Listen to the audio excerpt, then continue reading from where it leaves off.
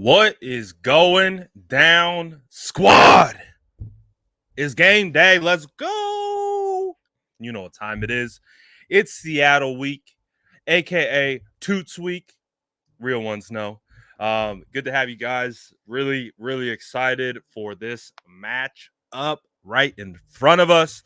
The 49ers are in Seattle, up north in enemy territory, ready to take on the Seattle Seahawks. I'm super hyped for this game because obviously we understand the 49ers have played the Seattle Seahawks already. And it wasn't necessarily the outcome that we were absolutely looking for. So this is a little bit of a revenge game. There's a lot of kind of ancillary storylines available here for this game against Seattle. So I'm really excited for it. I didn't end up going. I had some family stuff to take care of, but we're all good and set, ready to go because you know what? Oh, what's good, Detail? We see you from Instagram. Let's go. What's up, everybody? Sourdough Squad in the building. Dropping SDS in the chat. Let me know you're here. Also, let me know where you're watching from because we got 49er fans all over the place. We got Jerry in New York. It's Bavarian Cream Donut Day. Let's go. We see the Sourdough Squad checking in. Look at them. Let's go. SDS gang is strong. We see you. We're gonna need all the gang today. We're gonna need all the energy. We're gonna need it all. We got Michael watching in Sonoma. Let's go. I didn't know Detail was in the ATL. Okay, ATL Detail. Let's go. SDS in Sacktown. Let's go. Wisconsin in the building. Sparks, Nevada. Let's go. Fresno in the building. What's good? I did not. I will have to look again. Terrible at DMs on Instagram. Just ask Detail. Let's go. We see the squad. We got San Jose. We got Illinois. Let's go. Let's go. Brad, you're dressed too casual for the game. It's finna get dirty. I'm ready. I'm ready to get dirty. Let's go. I don't even care. Let's go. We got Kansas City in the building. We got New Mexico. We got Melbourne, Florida, Dallas, Texas, Idaho. Oh, you know, we're worldwide. Montreal, let's go. San Diego, Maine. Let's go. Look at the Sourdough Squad. We're deep. We're deep. Oh, we got Germany in the building. Let's go. We got Arkansas, Sacramento, Florida. Ooh, Folsom. Let's go. We got more Germany. Sheesh. Look at the squad. Hey, it's cold out here for me, boy. And I hope that it's going to be cold for those Seattle Seahawks. You know why? Because, man, I'm done. I know you guys are done. I'm over it. I'm ready for the 49ers to take back this rivalry. I am ready for the 49ers to absolutely end the 49ers. I'm ready for the 49ers to end Seattle's tear on the NFC West. I'm ready for it to happen today. So, we see you, Sean, holding it down for our Island boys. Let's go, Island boys. Let's go. Arkansas. Let's go. All right, my guys. So what we're talking about today is there's a lot of things at play. Now, obviously, we'll get into the game plan. We'll get into the keys to victory. We'll get into kind of trying to put our minds in the eyes and the heads of these coaches and how they're trying to go about it. But honestly, but also, I'm ready for it to be over, but we also can't walk into the clink and just think that the 49ers are going to show up and show out and just take over the Seattle Seahawks. We understand how division games work. We understand whether it's the Rams, just like when they came and showed up to Levi Stadium at Monday Night Football, we demolished them, but they were one of the hottest teams in the NFL at that time. And when we showed up to Monday Night Football, we were one of the lowest teams in the league at that point. So it's just, again, you can see how quickly everything can flip in a matter of weeks. Obviously, the 49ers are on the right side of the flip. The 49ers are trending up. The Seahawks are trending down. They're looking like they're going to miss the playoffs. They have been humiliated. They are like the 49ers were week 7, after week 7. That's what they are like right now. We've lived what the Seattle Seahawks are going through right now. We've been there this year. They are there right now. They're talking about firing Pete Carroll. They're talking about trading Russell Wilson. And that can do two things to a team. That can do two things to a team. It can divide them. It can separate them. Everyone starts, making sure they got their back. They're making sure their tape looks good, and they're less concerned about team victories. However, it can also galvanize a locker room. We've seen it happen to our own locker room, so we cannot take the Seattle Seahawks lightly in the slightest. We have to pretend like the 49ers are walking into the 2019 game to end the year, all the marbles on the line. That's just the mindset. That's the mindset that the team has to have going into this. You cannot take the Seattle team lightly. Russell Wilson, we understand he's been having a down year. DK Metcalf has been having a bit of a down year, but don't get it twisted. Those two are phenomenal athletes and they are great NFL players. So it's going to be a test still. Now, they are banged up on the offensive line. They are missing a couple pieces, so that fits to our benefit. Obviously, the 49ers are missing some defensive pieces like defensive linemen, and some linebackers. So it's going to be a little bit of a game of attrition at this point. Both sides are missing key contributors. Obviously, the 49ers are going into this game without Fred Warner, without Dre Greenlaw. I can't remember the last time I watched a 49er game without Fred Warner calling shots over the middle. So that is going to be very, very interesting to see. And just like that, we have our inactives for the 49ers. Deebo Samuel is out. Fred Warner is out. Dre Greenlaw is out. Marcel Harris is out. Maurice Hurst is out. And Colton McKivitz is out. So those are your inactives for the San Francisco 49ers today. No real surprises there in regards to actives and inactives for the 49ers.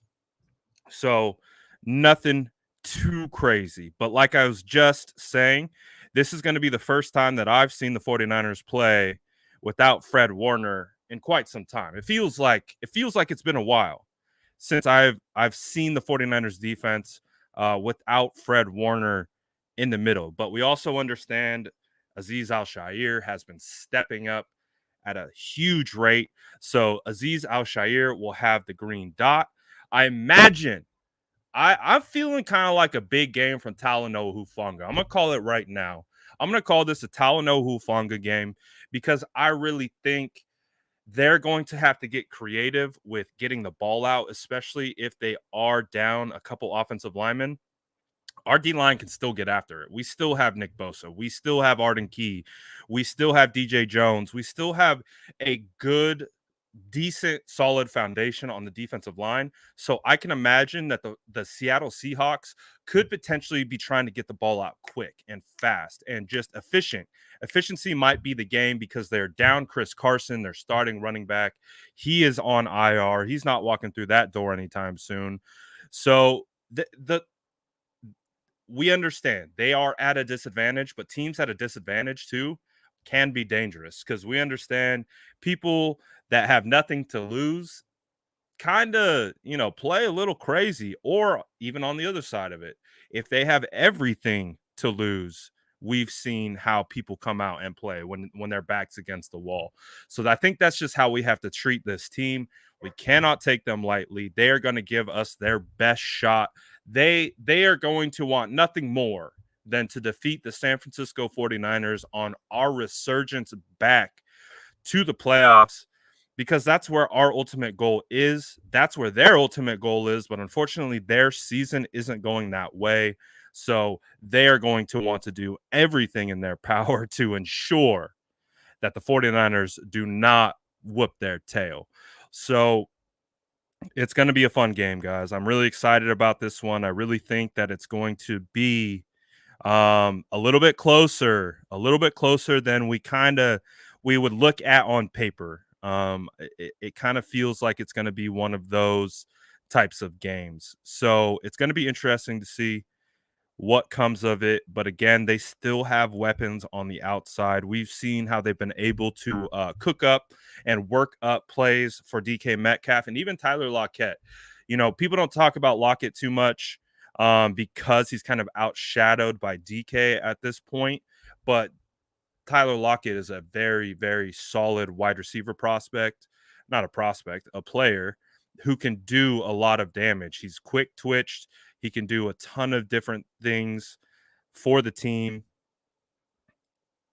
49ers in actives against Seattle. Sorry, I am trying to double task per usual. Let's see. So, when we look at the offensive side of the football, the 49ers are down some key pieces on that side as well. We've talked about they're going to be down Deebo Samuel. Deebo Samuel is arguably the leader. Maybe it's going to be a tough conversation between him and Jonathan Taylor of non-quarterback MVPs.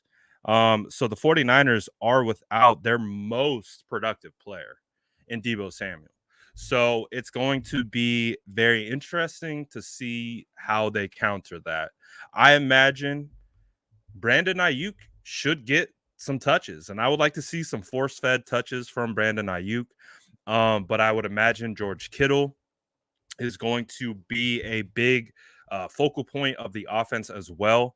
Not only are you going to get those two involved, but again, I would hope to see an Elijah Mitchell day. I would hope to see another 25, 27 carry day from Elijah Mitchell. Again, just churning out yards, getting first downs. We understand how the 49ers should win games at this point. It is control the clock, get first downs, help your defense by keeping them off the field, keeping the opposing offense off the field, run clock, and just impose your will with the run game. The 49ers have been really good at that, especially since George Kittle has re-entered the lineup. George Kittle, again, is an absolute force when it comes to blocking on the edges, and why a big reason why the 49ers have been so successful in that regard. So I don't imagine they go away from that. I imagine we're going to see a lot of that same action, a lot of the kind of zone power warped offense where they run a lot of the same typical concepts kind of mixed together. So I imagine we'll still be attacking the edges and doing all those kinds of things. A point of emphasis for today is that what Tom Compton do we get today? Now, we gave lots of praise to Tom Compton for his first start of the year. He was able to do really, really well in his matchup against the Vikings. So me specifically, and I'm going to try to watch as much as I can, but that battle on the right tackle, I think, is going to be something that we're going to have to watch, because Carlos Dunlap, if healthy and playing like we anticipate, he's a decent end. He is a above average edge rusher in this league. I would say he's definitely a better he's a better rusher than we absolutely faced against the Vikings. So we're going to see we're going to see what Tom Compton can do for the 49ers. See what he can do against a little bit more stout defensive line and edge rushers. So that's going to be big to watch for this game. At least something I'm going to be watching against, because if we go back and we look at the week 4 game, even with uh Mike McGlinchey playing pretty decently well, Dunlap got him I think 1 or 2 times on some pretty solid pass rush moves. So Tom Compton, um, you got a day ahead of you, Tom. So I would imagine we could see more chips, more tight end blocks, and little running back chips onto Tom Compton's side, if that is available. So one thing that I'll be watching. Other than that, the offensive line has been phenomenal. I still believe the offensive line has the edge against their D line, even linebackers at that fact. So I believe that this team has everything set up the way they need it to be set up, even without Deebo Samuel, who's been crazy from a production standpoint. Now we're going to see who steps up. I think the guy who steps up in place of Deebo Samuel is likely going to be Jawan Jennings. Jawan Jennings has already been taking steps further this season. He continues to produce.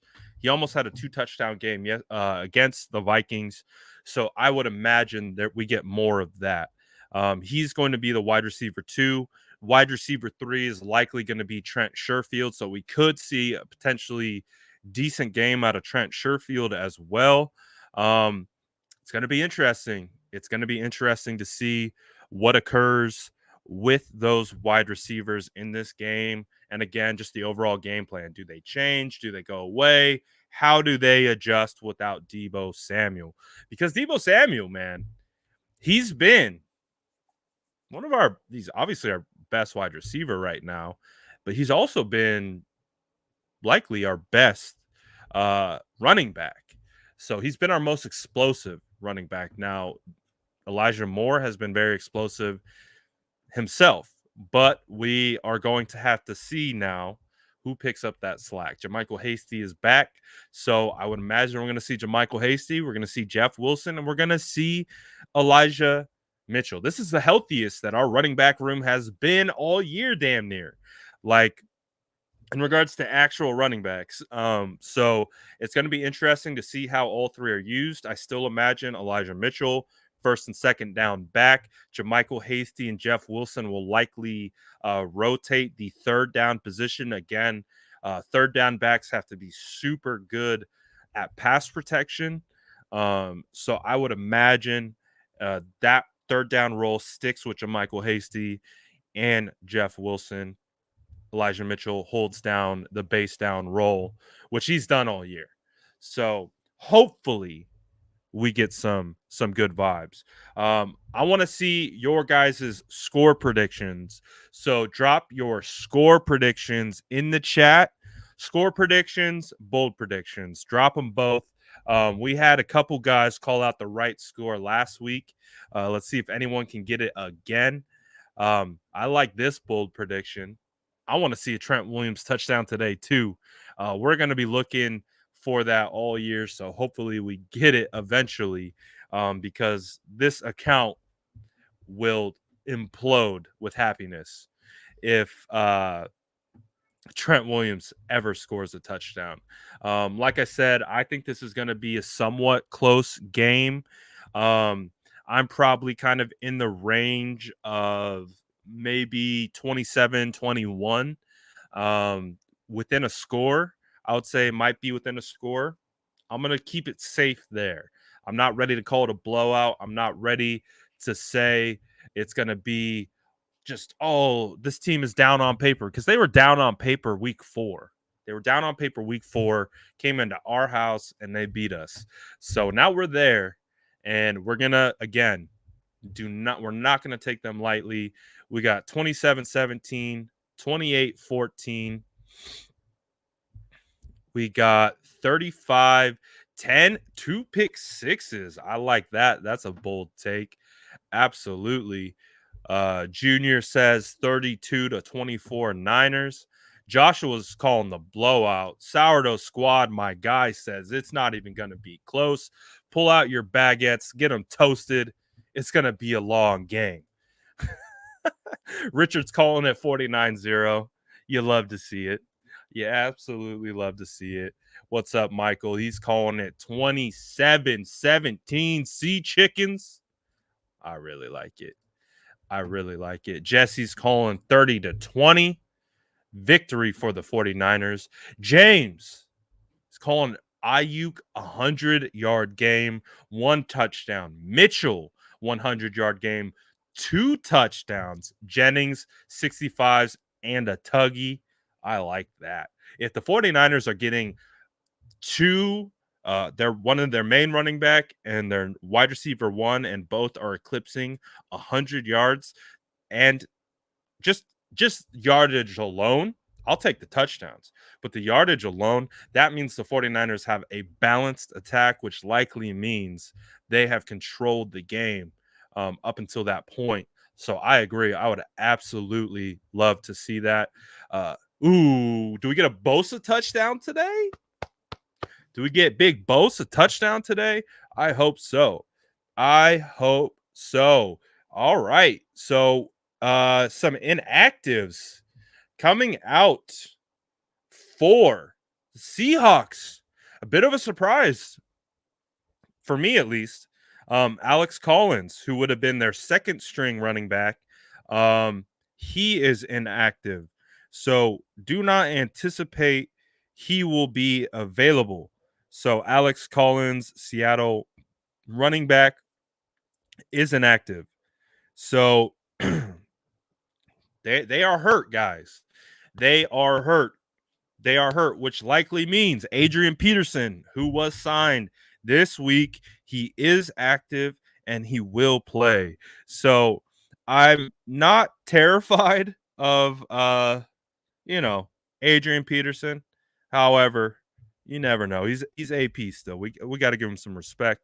If we go through the rest of the Seattle Seahawks inactives, quarterback Jacob Eason inactive, cornerback Nigel Warrior, what a name, inactive, running back Alex Collins, who I think is one of the most impactful, guard Phil Haynes, and Damian Lewis. The Damian Lewis one. He's one of their best offensive linemen. So they are down one of their best offensive linemen. He's a guard. So they're down their top 2 running backs and they're down their best guard. So they are at a disadvantage as well. We're both kind of limping into this game at this point. The 49ers and Seahawks are limping into this game a little bit. I'm actually kind of bummed about this last inactive. Robert Kumdichi. I know the N is silent. Kumdichi, former first-round pick out of Ole Miss. This dude got ragdolled by the 49ers week 4. I was really, really hoping that he would play again because I had so much fun pinpointing how the 49ers just demolished this guy all across the offensive line on week 4. He's out. So, again, he wasn't anything to begin with. I selfishly just wanted to watch him get ragdolled by Trent Williams and the rest of the 49ers offensive line. So those are your inactives for the Seattle Seahawks. Again, they're already down some players. We're down some players. Again, can't take them lightly. It's the Seahawks. We know that. Rodgers calling out the blowout 36-2. Okay.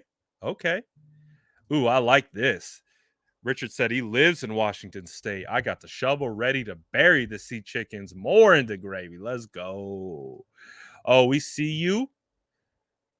Louisiana in the building. Elijah Mitchell's hometown. Let's go. Elijah, we got someone representing from Elijah Mitchell's hometown. Elijah Mitchell's been phenomenal this year. Sean says Elijah Mitchell's going for 3 touchdowns on 150. Ooh, if you got Elijah Mitchell in fantasy, you want that. It's a big day for fantasy for all you fantasy football players today. It's pretty much we're headed into the playoffs. So we're going to see. We are going to see. James says Adrian Peterson hasn't been able to produce yards versus the 49ers. And again, he's been on this team for less than a week. So it's going to be very, very interesting to see what happens as a result. Austin says the keys to victory are simple: run the football, win the time of possession, and shut down Metcalf and Lockett, and don't let Russell find a rhythm. I agree. I absolutely agree. Um, this has been our thing all year. Time of possession, running the football, owning the clock. That's what we have been about. That is what we've been about all year. And I agree, Austin. That is the key. Continued emphasis on running the football, getting first downs, setting your team up for plus situations, meaning third and manageables, fourth and manageables if you need to.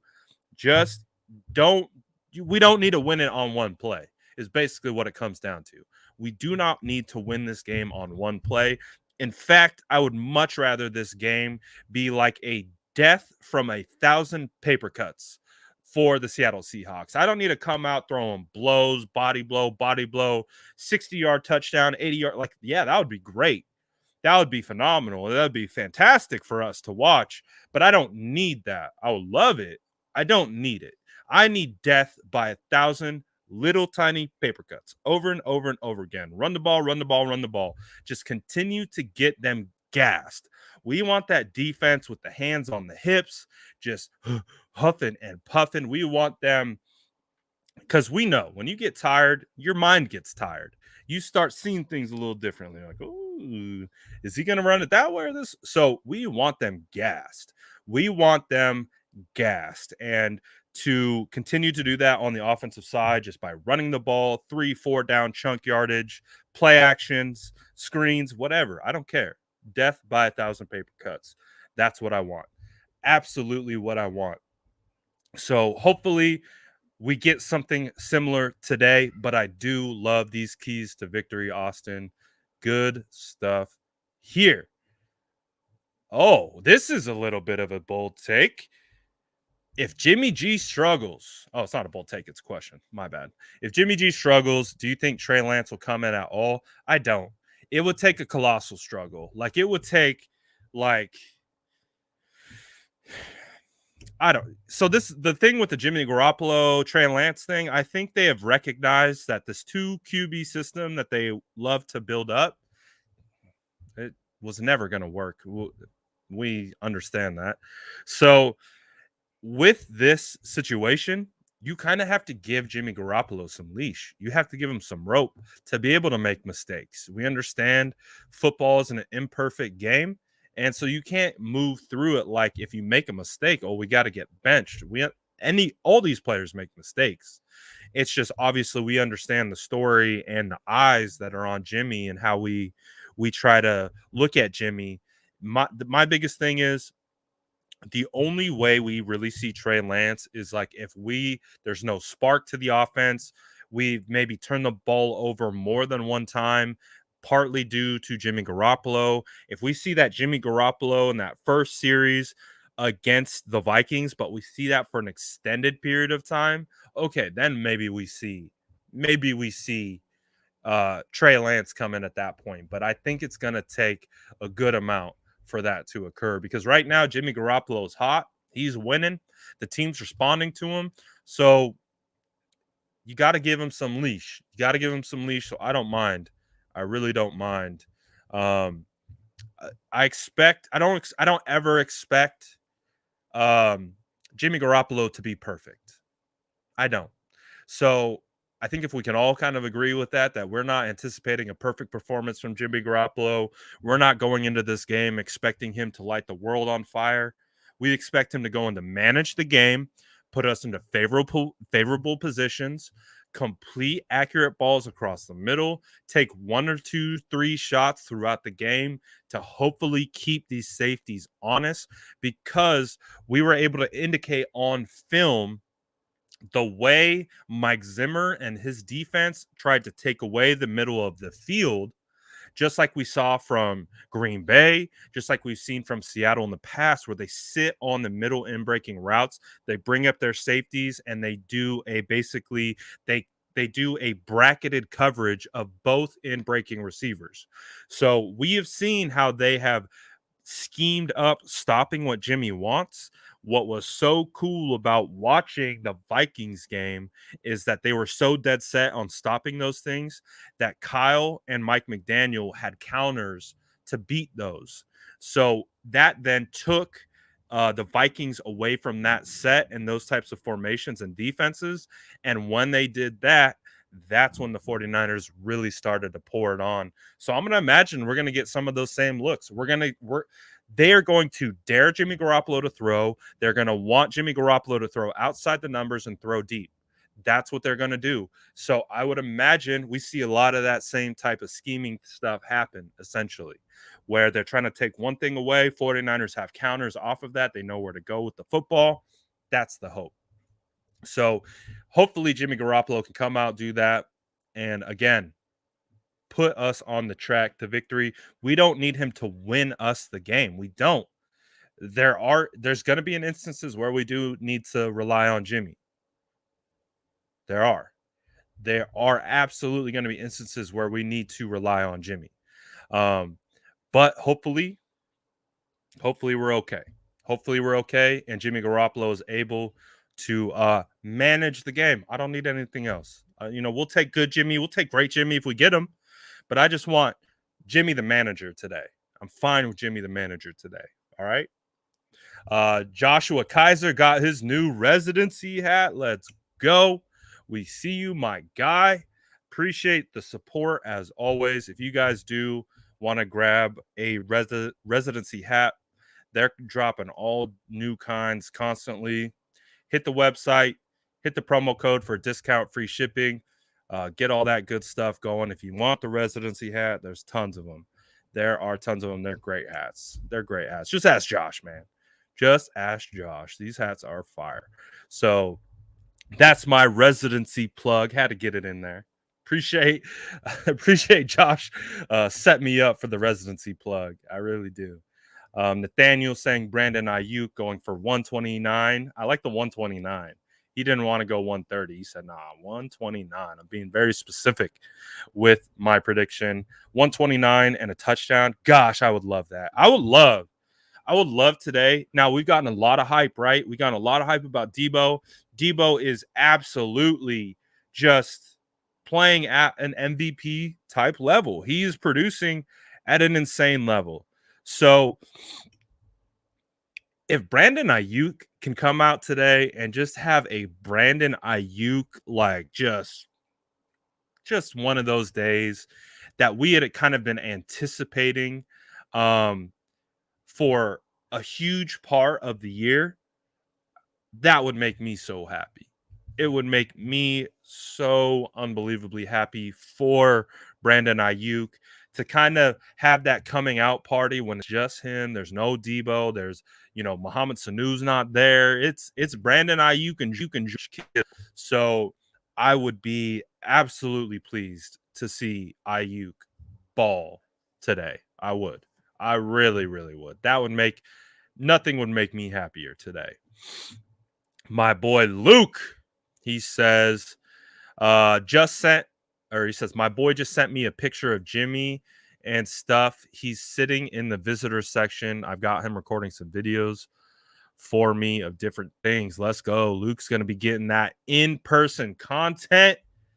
Let's go. Oh, yeah. Hat gang. You work from home, you wearing hats all the time. At least I am. George Kittle. I hope we get a big George Kittle too. I really hope we get a big day out of George Kittle. I would love to see George targeted in the end zone. But again, we have to remember how much opposing defenses respect George.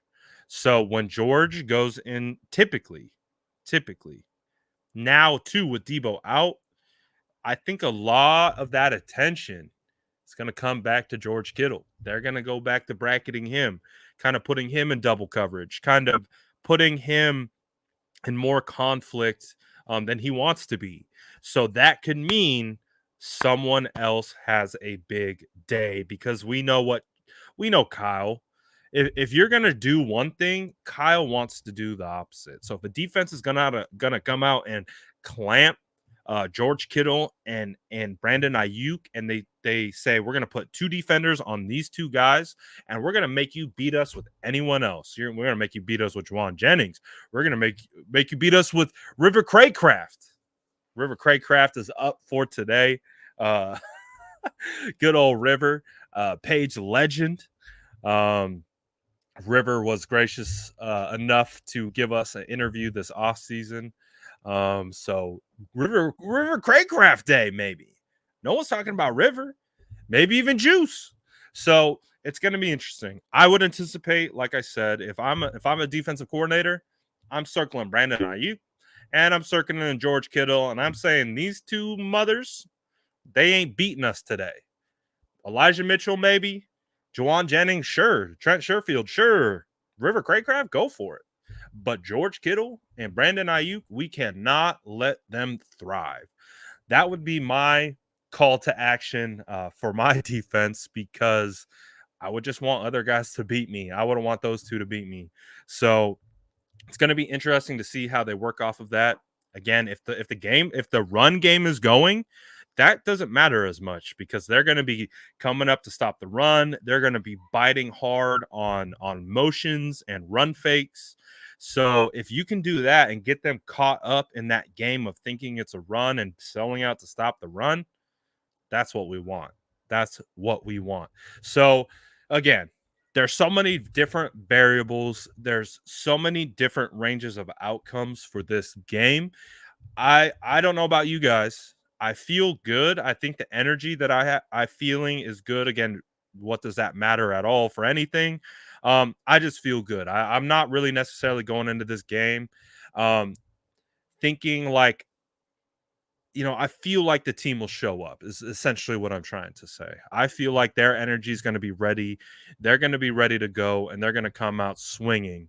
So I'm feeling pretty good. Obviously, we understand we've watched enough Niners football on the year to understand that anything can flip in a matter of seconds.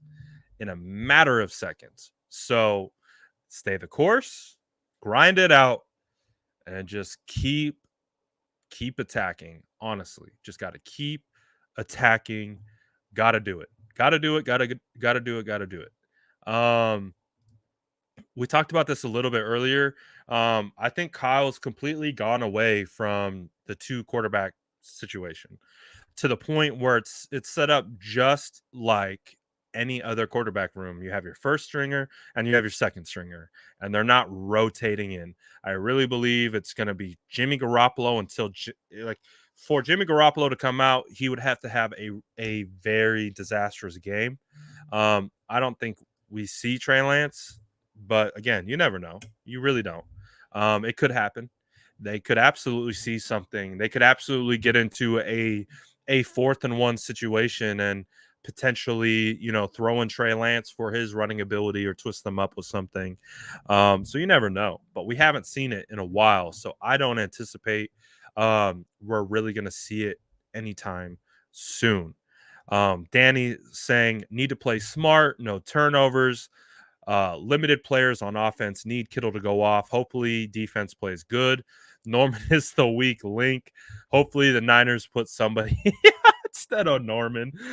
Oh man, good old Norman. I took a shot at Norman on Instagram. Not one of my better moments. I will admittedly say that I did get a little bit triggered. As you guys know, Norman just knows how to trigger my emotions more so than any other player on this team for a long time. So I hope that Norman has a good game. I don't want Norman to have a bad game. I don't want to be victory lapping Norman, if that makes sense. I don't think he's gonna, have an insanely good game. I don't think he's necessarily a great player by any sense of the imagination. But however, I'm not rooting for him to get toasted. I'm not rooting for Norman to do Norman things. Trust me, I'm not. If he wants to punch the football out, that's fine. But other than that, no, I don't. I don't want him to fail. I want him to be successful. I want him to mesh and gel with this team. And if he does that, my bad feelings go away. So hopefully that's what we get from Josh Norman today. But we'll see. The hired hitman, that's what he is, man. He's a hired gun. So we understand mercenaries. Mercenaries, they're different. They're different mindset. They're three sheets gone to the wind. They are in literally the type of situation where they just want to they just want to do their own thing, and they want to make plays, and they want to do all kinds of stuff. So it is what it is. Hopefully Josh Norman shows up today. Emmanuel Mosley has been great. K'Wan Williams has been great. We have our two safeties back with Tart and Jimmy Ward. So, like I said, Hufanga probably plays more in the box today.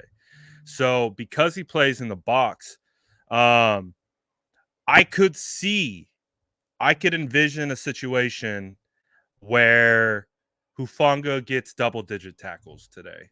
I could envision if Hufanga plays more in the box, kind of like we envision, we could see a scenario where Talanoa Hufanga puts up double-digit tackles. It's kind of what I'm vibing.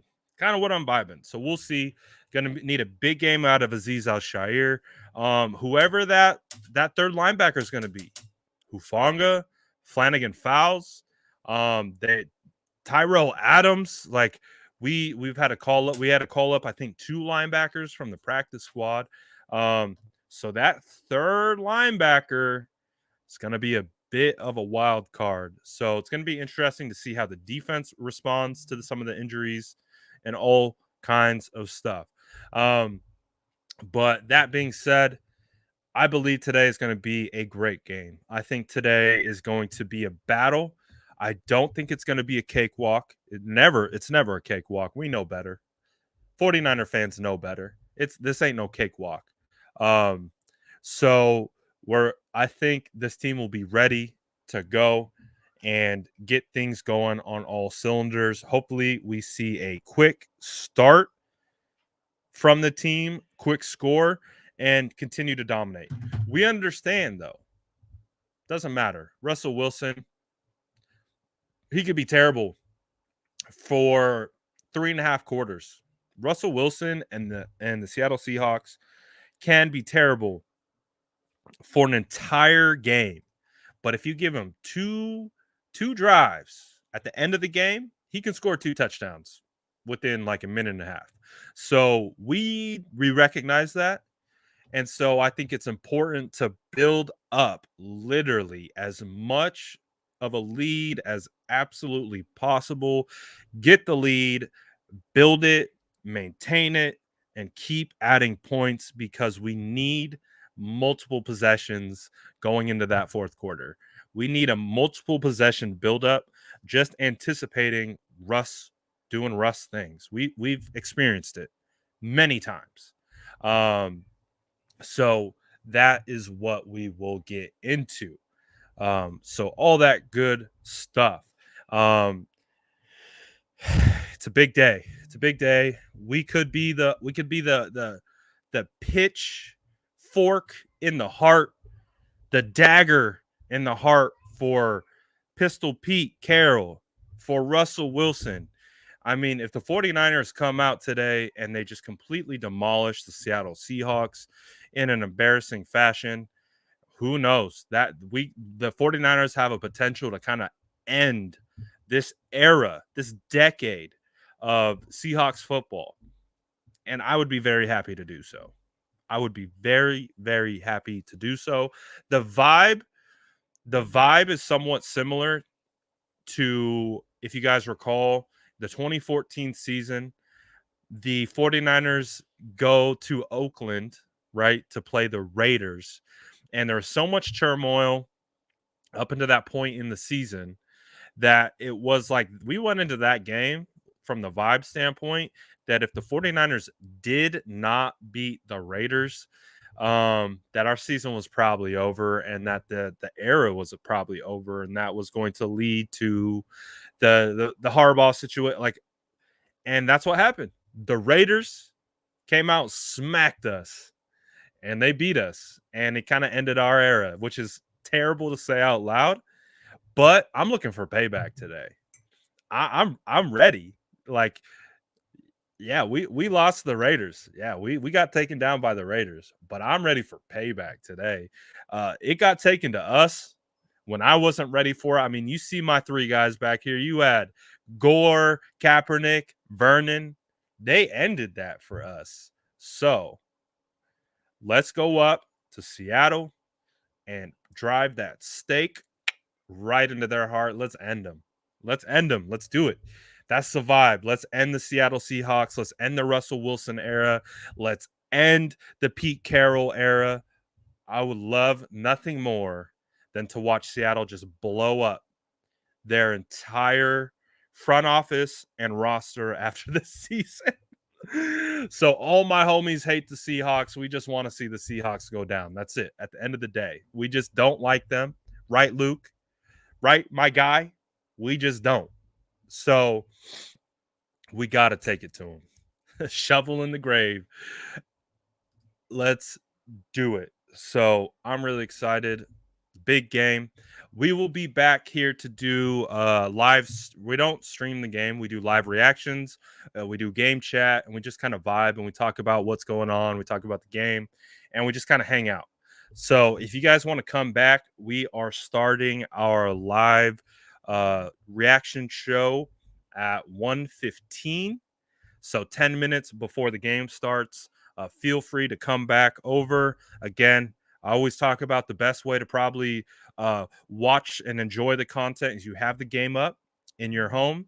You got the chat open, maybe an ear pod in, and we just vibe in. We're in the chat.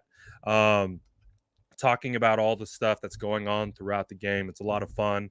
We always got the Sourdough Squad in the building holding it down. So chat is always lively. Chat is always lively. Let's watch the Lions get a W.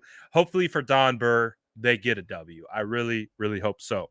So again, we will be back 1:15. And hopefully we will watch the end of an era together. That's what I'm looking forward to. I am hopefully going to be tuning in for that. So I look forward to seeing you guys there. As always, do what you guys need to do. You got about 45 minutes to get game ready. However, you need to watch the game and get your vibes up because this is a big game. This is Seattle Seahawks, man. They already got us week 4. I want to end them. And I hope this team keeps that same energy as well. So we'll be back 1:15. Tap in. Luke, I will check IG. Shout out to the super chat reminder. Again, probably your best way to get me to check my IG DMs is to hit me up on here and say, check my IG DMs. Luke has figured it out. He's cracked the code. I will see you guys later today. 1:15.